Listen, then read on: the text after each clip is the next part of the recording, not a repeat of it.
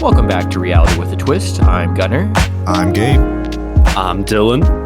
And I'm Ben. And today we are discussing the art of interrogation. Interrogation now. What is it? Basically, it's to ask a question of, well, a person, sometimes to seek answers of information that the person questioned considers personal or secret. Is it that? Well, yes, because that's what Google says. So, Oh, okay. Yeah. Yep. Wait, are you sure Google says that? I am more than positive. He knows When because I he looked looked it up up on what Google. is interrogation, that is what popped up. Oh, because on the night of 87, that's not what popped. The night of 87.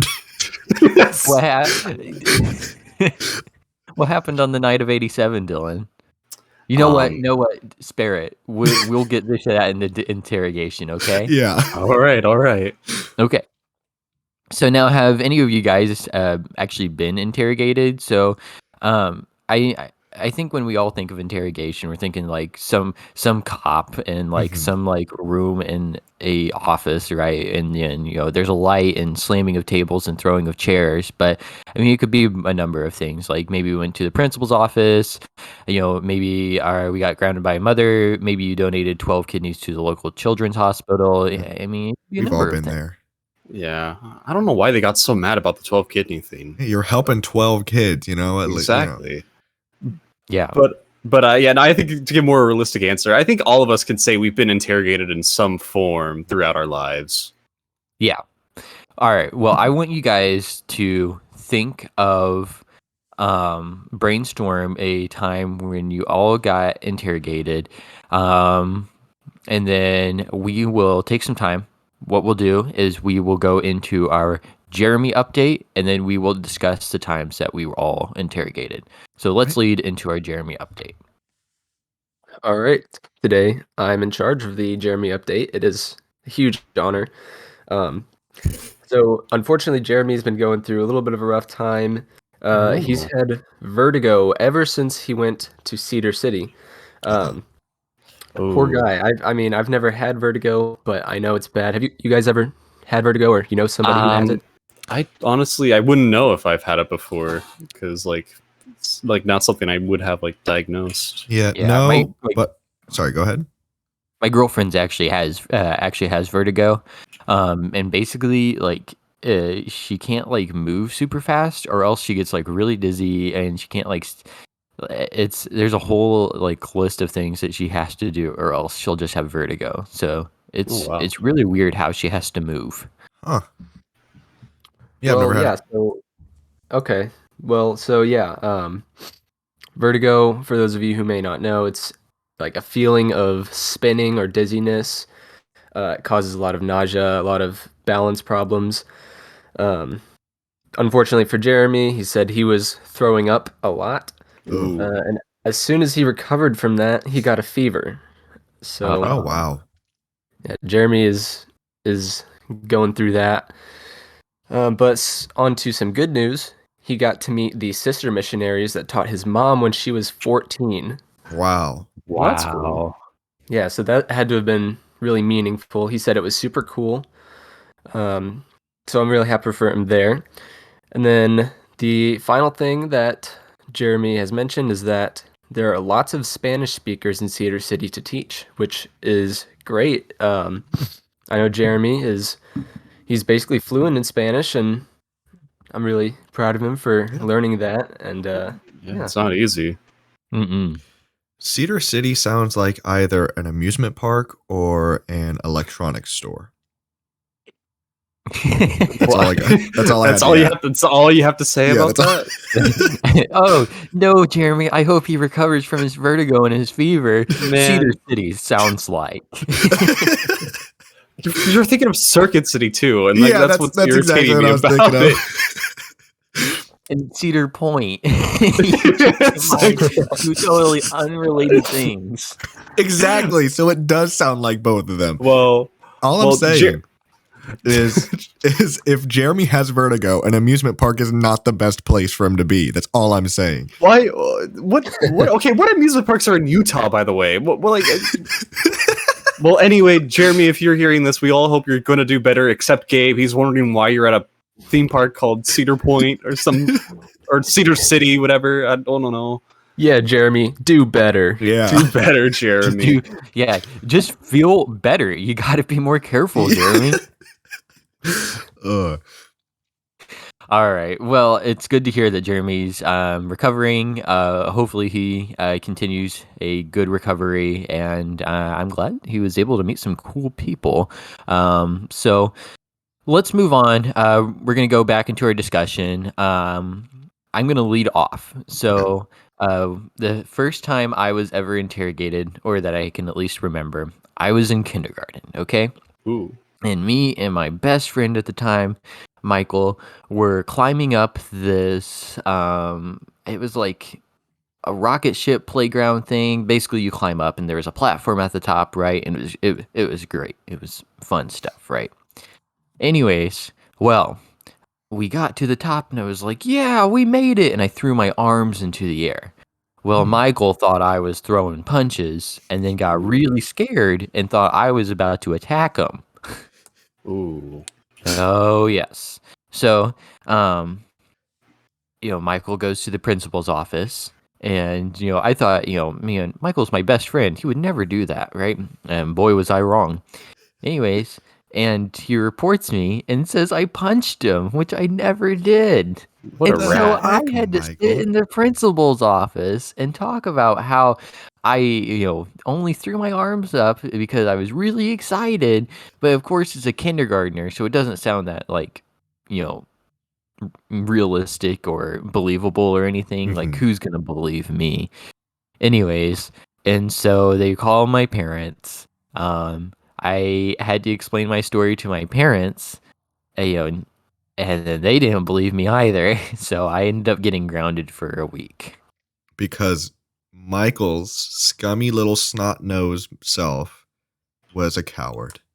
And a rat. And a rat. Ooh. Better hope he's not listening to this podcast. I know, right? Hopefully Michael's matured since then. No, Michael's the same. It's been almost 15 years, so I'm gonna say yes, he probably is a little bit better now. Wait, wants you to think. One would think. All right, any of you guys have a story? Any of you two? I still am thinking. Okay, well, Gunnar, I'll ask you permission for you first. Am I allowed to tell a story about me being the interrogator instead of the interrogated? Yeah, absolutely. That'd be great. Oh, yes. All right. So, the scene, it's 4th grade. I'm, Hear me out, all right? So, it's 4th grade. And I'll admit, I didn't have the best grades in 4th grade. Mm-hmm.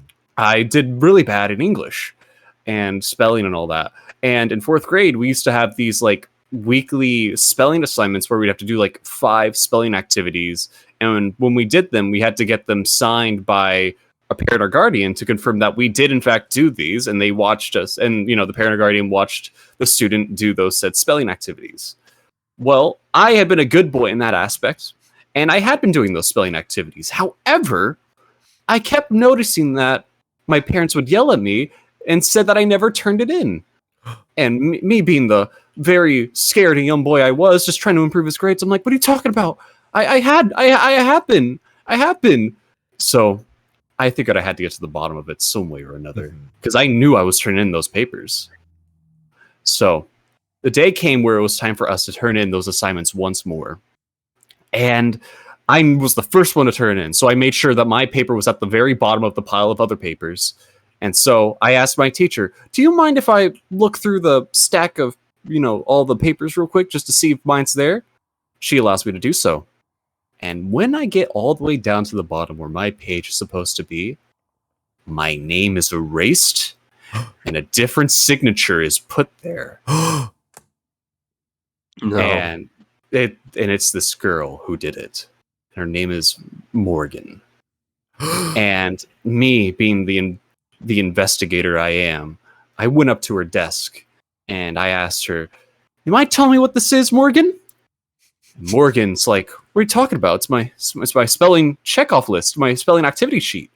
I said, all right, Morgan, tell me, when you were reciting all the vocabulary words to your parents, which one was the hardest for you? She said, well, tilapia was. Wrong! It wasn't. It was equation. So, I knew I had her in the bag. I knew she did it. And so I asked her, why did you do it, Morgan? And she said, no, I didn't do it. It was my brother. I did it with my brother. That is my brother's signature. I couldn't handle it. I couldn't take it. So I went up to the feds. The feds being my teacher. And I told them the story. I told them everything. And I then go to my science class. And in my science class, funnily enough, I'm her science partner. I'm her science partner, you know? Oh. And I wait 5 minutes. And she comes into the science classroom after being talked to the teachers. And she is just crying. Because of her crimes that she committed, she wasn't allowed to go to Bradford Woods. No. Not Bradford Woods. Yeah, Bradford Woods. I knew that on that day forward, my dream was to be an actual professional interrogator. Wow. And then I never do it. Well, it's a good thing because you ignored a lot of the very basic rules of interrogation that we're going to get into here later. My biggest question is, why is tilapia a word on your 4th grade spelling? I'm not gonna lie. Maybe a couple of those details were exaggerated a bit. And to be frank, I probably wouldn't remember the vocabulary words that I had back all the way in 4th grade. But still, a lot of the bits of the story were actually very, very true. And I did, in fact, get yelled at numerous times because on the grade books, it wasn't showing that I was turning in those assignments. I was like, I know I'm doing them. I've been doing them with my own hands. So that was the time I changed the rules and I became the interrogator instead of the interrogated. Very nice, Dylan. I'm trying to think. I've been thinking this entire time. I cannot think of a single. I was such a freaking goody two shoes in school. The best I can think of is in like a relationship or something. Like, you know, if you're mad at your partner or your partner's mad at you, you know, there could be interrogation going on. But that's the only thing I can think that's ever really happened to me. What about you, Ben? Well, funnily enough, I've actually got one that involves Mr. Jeremy Crumbo. Oh. So this is going to be a tale of secret romance. Oh. What? In 2nd grade. What a way to lead it off. Okay. I'm sure Jeremy won't mind me telling this story because it was like 1st or 2nd grade. So me and Jeremy at the time both had a crush on the same girl. And for a long time we would just talk about it, and it led up to one day Jeremy decided to write a note saying that he liked her anonymously, which I don't really know how that works looking back at it. But anyways, I was at his house and we decided we were going to do it the next day. Or no, we wrote the note that night and we were going to put it in her backpack the next day. So he wrote the note. I think I just like reviewed it and I was like, okay, this is good. And then the next day came around and I think I was going to be the one to put it in the backpack, but I chickened out.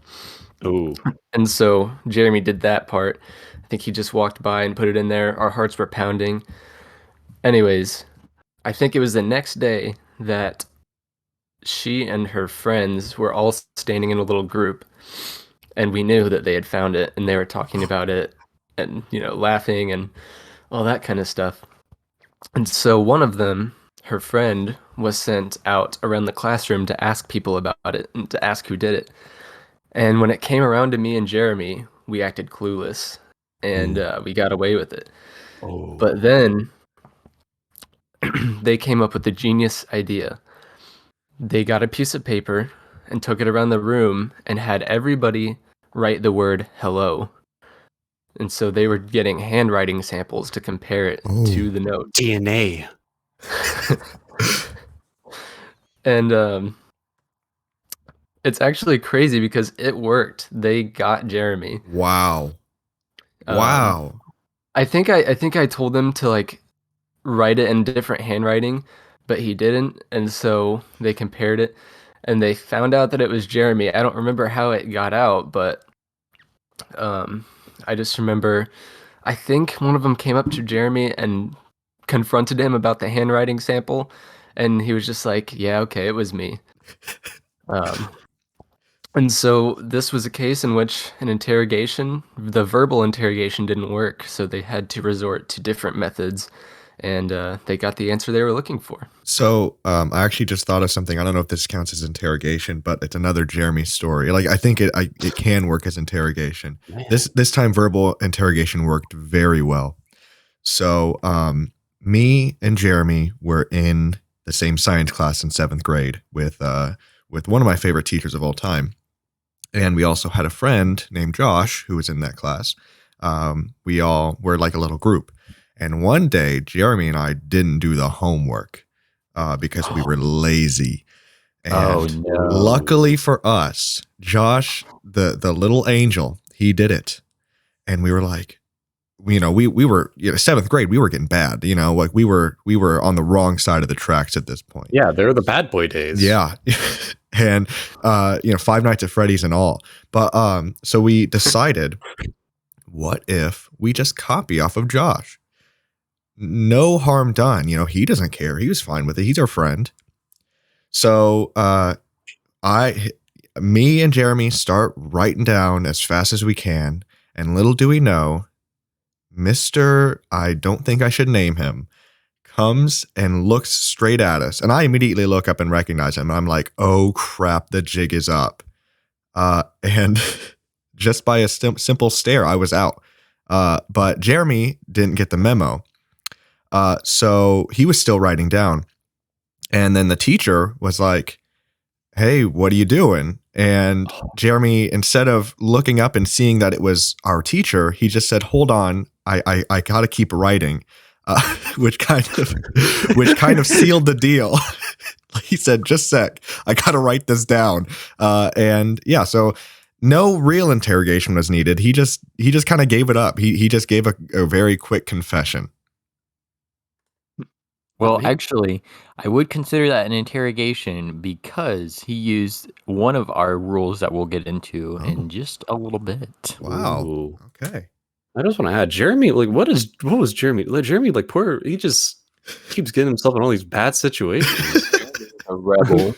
And then taking the Maybe- blunt of it. Jeremy needed to go on this mission. Yeah. I think this is to change him.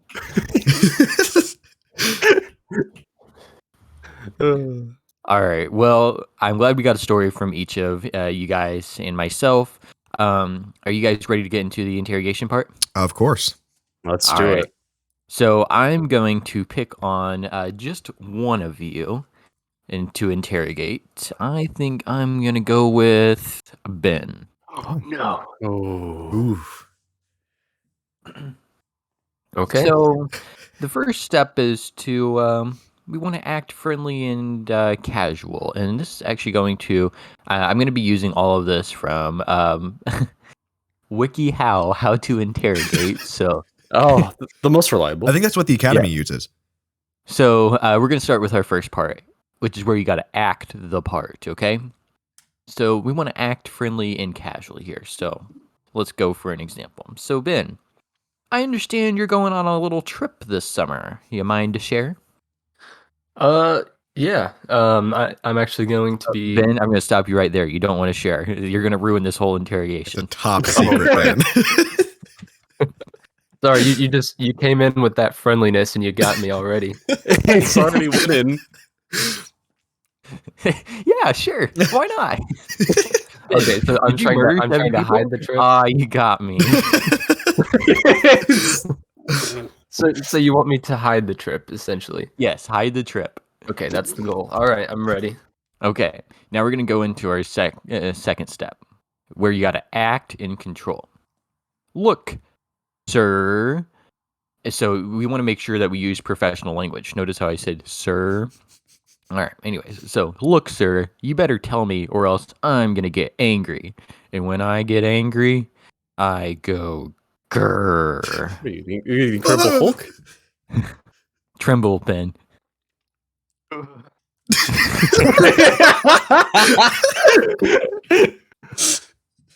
All right. Now we're gonna go to the next part where you gotta be calm. So now, as an interrogator, I gotta remain calm. You can't get to my angry side where I go grr. Okay.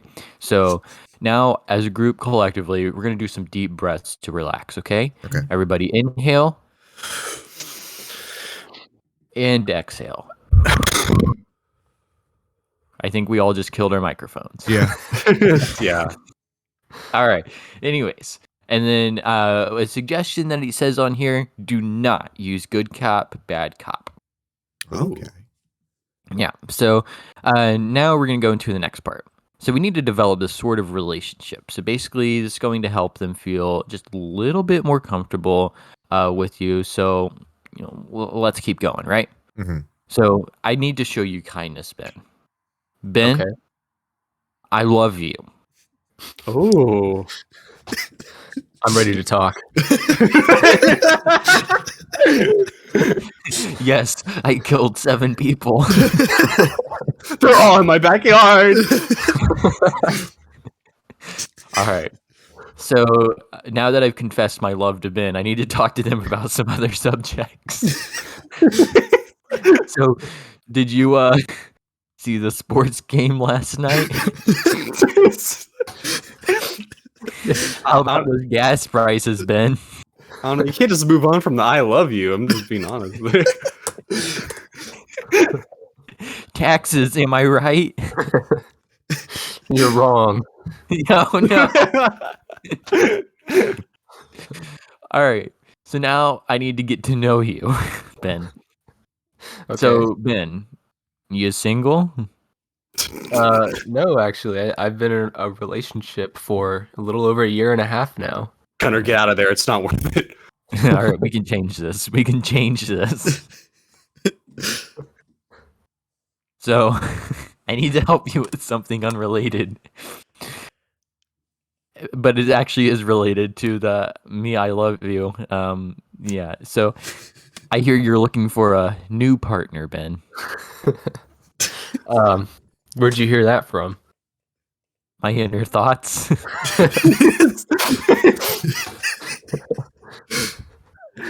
All right.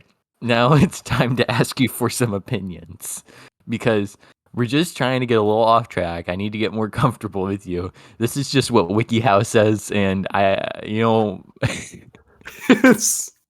Is this still the interrogation, or is this like? Yeah, topic to I speak honestly about on a forgot what date? you were trying to interrogate him for. I think that's the whole point. He's trying to forget, and then we get back into it. Exactly. So it's working surprisingly well. All right. So Ben, where do you stand politically on cheeseburgers? Normally I would say different, but when it comes to cheeseburgers, I gotta say I'm a hardcore libertarian. All right, we're gonna have to end the podcast, guys. I can't work with Ben anymore. Government, lay your hands off my freaking cheeseburgers, man. Hey, as long as I'm not hurting anyone, I can put what I want on my cheeseburger. It's Preach it. my burger, my Oh my All right. gosh. Now, finally, to this part, I need to be your advocate. So, Ben, you know I always support you because I am your lover. Thanks. All right. Now it's time to use some closed questions. So, we're going to shift back to this little trip. Okay. So, who are you going on this trip with? What is this trip? When are you going on this trip? And then, did you get prepared for the trip? Can you tell me about the trip? Closed questions like that. You get it? Right. Okay, cool. Now we're going to use some open questions. Wait, he didn't even Why answer the are you- closed questions. Huh? He didn't even answer the closed questions. He's I trying don't to wanna hide talk this about my trip, so clothes. I don't think he is going to open it. Okay. Yeah, He pleads the fifth. Now we're going to use some open questions. Ben, do you love me? Yes or no? That's that is like the most hardest hitting open question ever. not an open question. There are two answers. Oh, it does say on here, open questions are questions that cannot be answered with a yes or no.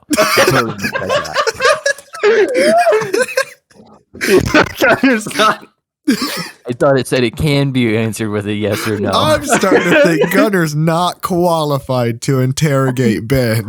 Right, use a Wikihow. That's like the most qualified site you can use. That's true. I used WikiHow because I didn't want to read about how the FBI interrogates and how the FBI doesn't interrogate because it was going to be too long. Too long for the podcast. Yes. All right. So I'm using some open questions. I got to come up with some now because I didn't do this right. Why do you love me, Ben? Or why do you not love me? Perfect. I do love you because of your gorgeous hair. Thank you, Ben. Thank you. It is pretty luxurious. It really is. Can I try one? Okay, sure. So give me some, like, take me through your thinking as to why you didn't offer to drive on the trip. What do you think? What do you think caused you to not want to drive? I think I was just trying to be courteous because I have a two-door car with no space. But you do have 4 seats in your vehicle, and if I'm counting, I'm just counting up, 1, 2, 3, 4. There's 4 of us, so not looking good for you, Ben. Yeah, not too bad. All right. I got one. Okay, Ben, right. What color's my underwear? Right. Wait, how do you know? Wait, that's not. Is that an open question? Yes, that is. Oh my gosh. I mean, it can't be answered with yes or no, so technically speaking. But it has a set answer. There's a correct and an incorrect answer. No, it's a very subjective answer if you think about it. Because the color changes all the time. I might not be wearing underwear. That's you never true. know. Okay, Ben, what scent is my underwear? Wow.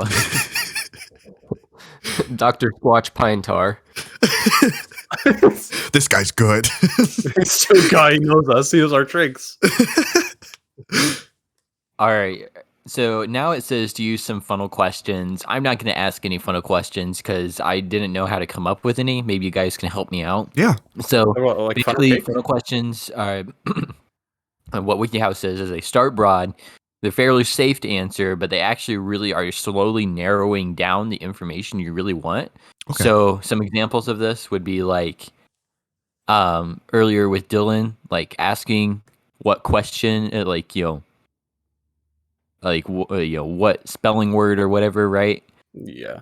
Or the girls asking the entire class to write hello. Mm-hmm. Those would be some examples of funnel questions. Can I- I don't know how to come up with any. So I think Gabe has one. Yeah, can I give it an attempt?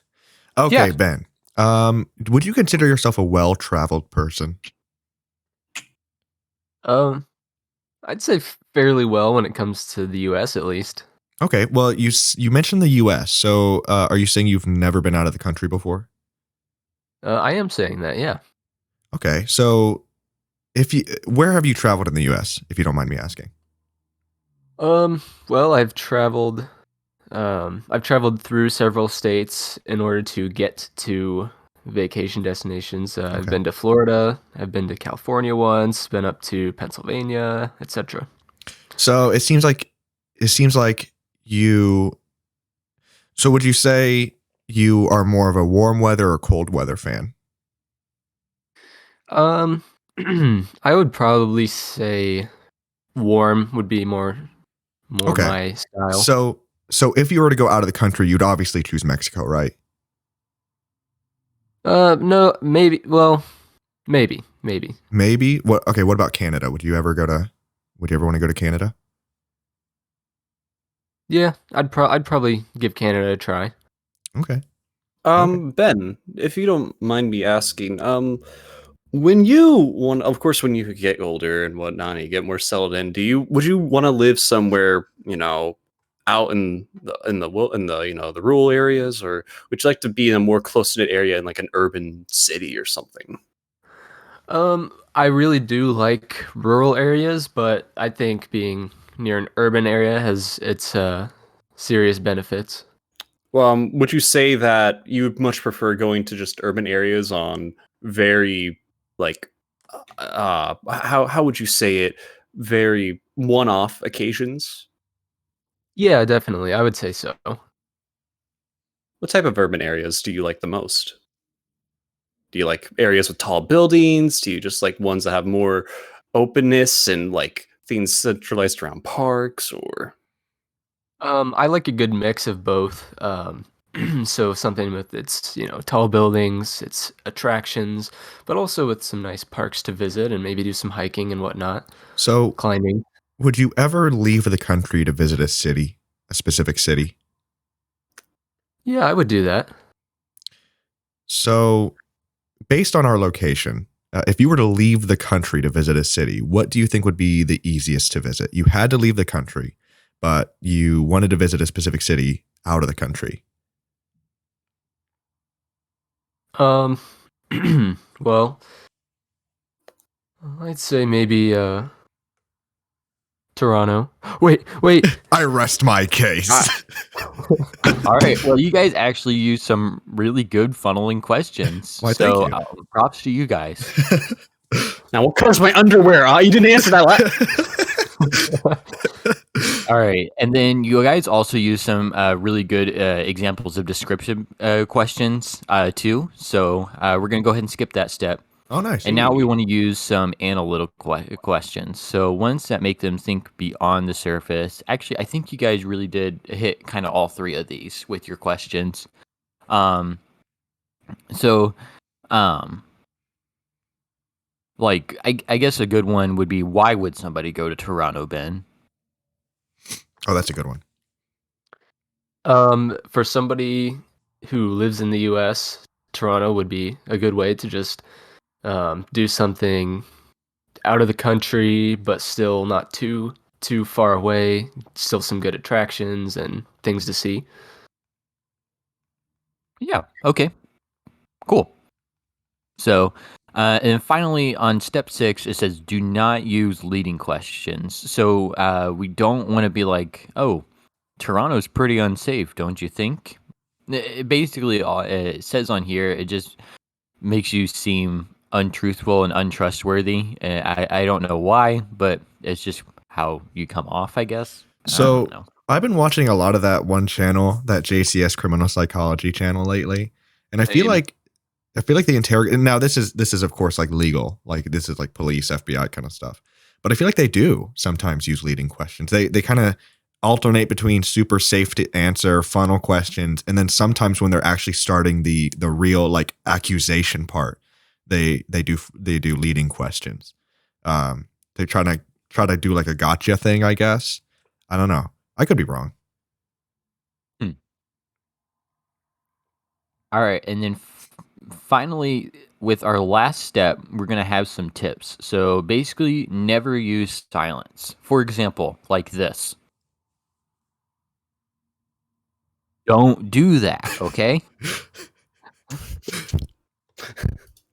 All right, and then finally, you can use some props. Unfortunately, we don't have a video, so I don't know how I'm supposed to use a prop. I mean, I could be like, Ben, since you don't love me, consider my hand your heart and my fist my fist. Yeah, please don't do that. All right, and then use some prior knowledge, which we've been doing the entire time. Like, oh, Ben, you've never been out of the country. Oh, Ben, you don't love me. Oh, Ben, you have a girlfriend. Oh, Ben, Toronto, huh? Yeah, stuff like that. Yeah. And then finally, don't use torture and severe intimidation. This is just not going to get you any answers at all. So stray away from that. Dang it. Would it really be torture if Ben would be enjoying it as well? All right. Anyway, so we're gonna get off of that. You know, I feel like an interrogation expert now, honestly. I do as well. That Wikihow page, I was skeptical at first, but I think it was pretty solid. Yeah, Nice. I don't think the cops on that JCS YouTube channel looked at the Wikihow actually. Yeah, I think they were. I I think they don't were a think bit less. They didn't know what they were doing as much. I totally 100% agree. I think the FBI needs to get on wikihow.com Yeah. and check out how to interrogate somebody. For sure. Yeah. All right. Well, that's going to wrap up our interrogation segment. Thank you guys for bearing with me through that. And now you guys are experts on interrogation and how to, what to expect when you are being interrogated. So props to you guys. Yeah. All right. Now we have some general news. Hit us with the general news, Gabe. So this is I'm doing weird news again. This is a very disgusting story. I got it off the HuffPost. Woman rescued after falling in outhouse toilet trying to get phone.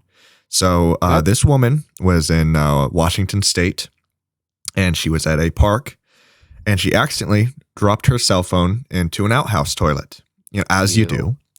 And as you do, she thought, okay, well, the only way I can retrieve this is by tying a bunch of dog leashes off and then lowering myself down, retrieving, and then climbing back up. Well, this foolproof plan wasn't quite as foolproof as she wanted because she fell in. And I don't know if you guys have heard of outhouses, but I think from what I've heard, poop and pee goes in there. Specifically human poop and pee, which is kind of gross. She was at the Olympic. Yeah, just a little bit. The Olympic National Forest, northwest of Seattle. So really right towards the edge of the country. And she disassembled the toilet seat and used dog leashes to try to get the phone, and eventually used the leashes to tie herself off as she searched for it. That effort failed, and she fell into the toilet head first. She was stuck in the toilet for 10 to 15 minutes. And then finally she was reunited with her phone, as they put it, and she immediately called 911. And then firefighters were able to get her out. But just think, I don't think you would ever get the smell off of you or out of your nostrils. 10 to 15 minutes in the hot sun in an outhouse with no fart fan. Oh my gosh. Well, the thing I've learned about poop is that it's actually water soluble.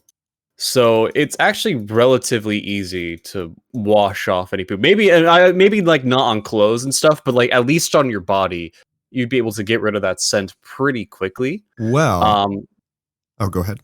No, you go. So she did wash down afterwards, and she was, quote, strongly encouraged to seek medical attention after being exposed to human waste, but she only wanted to leave, the department said. I'm assuming out of embarrassment. I mean, yeah, if I fell into an outhouse and I was covered in poop, I probably wouldn't want to stick around any longer than I had to.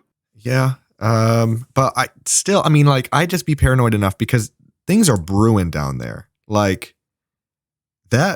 that's like dangerous love. Like you could die from that.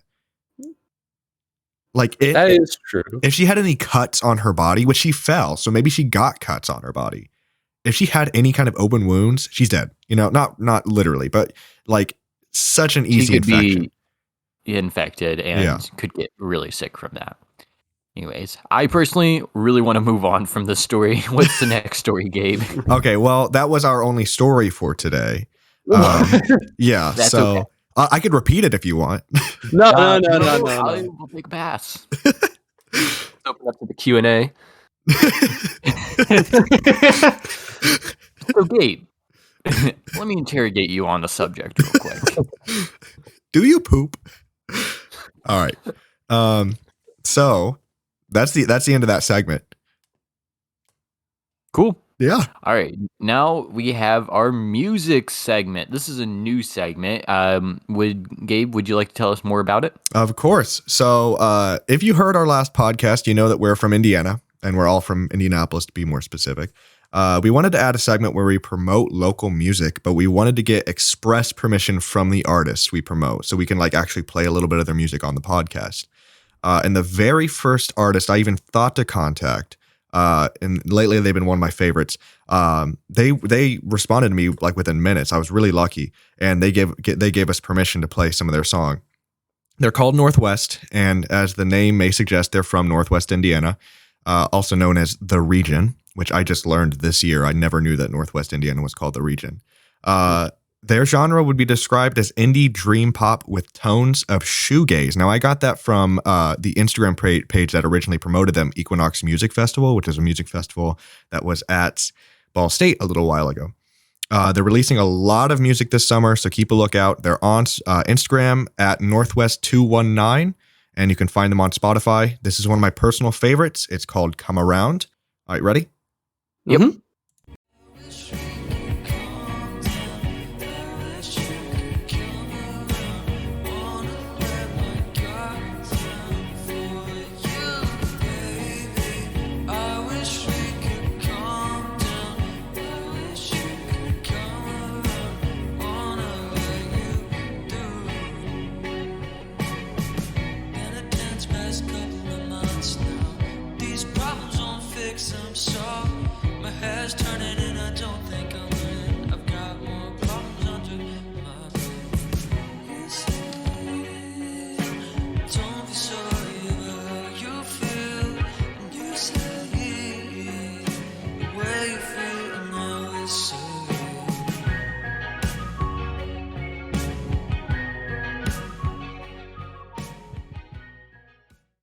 All right, that was Come Around by Northwest. What did you guys think about it? Wow, that was I liked that quite a lot. I really like the intro personally. Actually, that's the funny thing. I thought I was playing it from the intro, but it just jumped straight into the chorus. Like Really? that wasn't the intro to the song. Oh, I was listening to it from my phone. So Okay, yeah, there you Yeah, go. and I was still in your honestly, I was still in your Spotify listen along, so I was actually hearing it at the same time you were playing it. So Oh, it nice. worked out well. Ben, what did you think? That's definitely something that I would listen to on my own, like Mm-hmm. something that I could see myself listening to in the car or anything like that. I love that. That's been one of my favorites lately. Please check them out. They were really cool when I talked to them. They absolutely deserve more. They are so underrated. They have I think they have less than 1,000 monthly listeners right now, which is ridiculous. Oh wow, that Yeah. literally like that is something that I would probably have in my own. Now it's in my own playlist, but Mhm. it fits my style so well. So yeah. And actually, that wasn't my favorite album cover. The one that you guys saw, they have another one that's like an actual like picture of a dog, like an actual drawing of a dog, and I think it's on their album called Dog. Let me look it up. Northwest Come Around. Oh yeah, I'm seeing it right now. I think that's just like the cutest album cover ever. So yeah, they've been one of my favorites lately, and I absolutely think you guys should check them out. If you're listening, Northwest on Spotify, Northwest219 on Instagram. Please give them some likes and some follows. all right, cool. Well, Gabe, thank you for reaching out to them and sharing their music with us. I'm definitely going to go check them out. Mhm. And I think that moves us on to our next segment. So, one segment that I routinely do is our random drug fact. So, you guys ready? Yes. Absolutely. This is a pretty interesting one, considering that cocaine is very much illegal, but it is also a local anesthetic, meaning it is applied to certain areas of the body, nose, mouth, throat, to cause basically feelings of numbness. And actually, this can allow a lot of procedures to be done without causing any pain. So, isn't that kind of wild? Yeah. It is kind of wild, though. I also think it kind of doesn't surprise me because I've always kind of knew that, you know, even though like most drugs are used and are mishandled a lot of times and are used as like actual, you know what I mean, actual drug use, a lot of them actually do have a very solid purpose, like in hospitals, like especially for like painkiller or whatever. Yeah, Yeah, for my sure. my sister worked in a hospital. She was like a pharmacy tech, and she actually worked with. She has another job within the same hospital now, but for a while there, like she was like, yeah, we work with cocaine, you know, pretty often. just because it's used during surgery and that kind of thing. Yeah. All right. Well, I figured I'd share that with you guys. very and interesting. that brings us on to our final segment, which is our What Are the Odds? So would anybody like to volunteer to go first? I will most definitely love to volunteer to go first. Okay. Yeah. To give some context, if you're kind of new to listening to the show, we pretty much What Are the Odds or dares, and pretty much I'll do mine for example. I'll say, Gabe, Yes. what are the odds that for the next episode of this podcast, you have to get a voice modifier and have that be your voice for the whole entire podcast? Oh gosh, 10. 10. Right. I'll count you guys down. All right. 3, 2, 1. 5. 4. Ooh. Oh! That was That close. was a good one. I was gonna pay for the the voice modifier and everything Oh. too. It'd be great.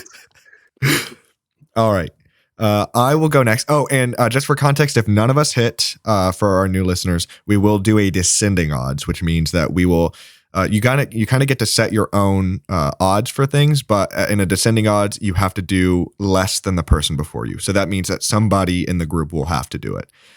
So mine is Ben. What are the odds that you call Gunnar's main store at his employer and swoon about how great Gunnar is at his job? I'm gonna do 7. Wow. Okay. 3, 2, 1. 1. 7. Oh, Nope. Different sides Nope. of the spectrum. Wow. Oh, thank goodness, because that would have been embarrassing. That would have. I can go next. Okay. Perfect. Gunnar, Yes. what are the odds that at the end of this podcast you close us out with the national anthem?